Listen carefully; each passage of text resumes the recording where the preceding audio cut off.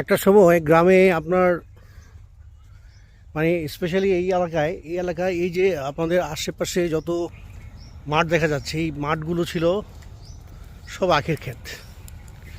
এবং টুলুভাই এবং তার পরিবার এবং এই এলাকার আরও বেশ কিছু পরিবার এই এলাকার আখের চাষের সাথে জড়িত ছিল তারা।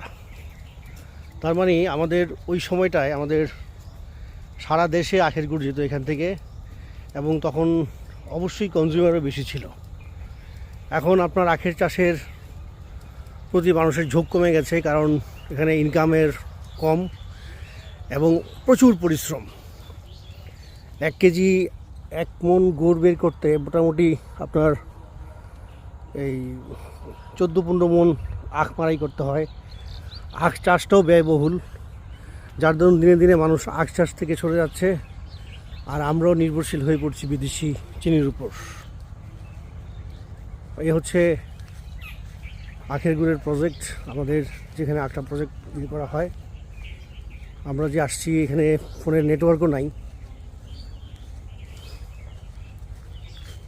আজকে আমাদের 2 জন লোক অতিরিক্ত নিয়োগ করা হয়েছে। মানে নর্মালি আখের গুড় প্রসেস করতে গেলে যেই লোকবল লাগে, আমার এডিশনাল 2 জন লোক রিক্রুট করা হয়েছে আজকে, শুধু আখ প্রপারলি ধোয়ার জন্য।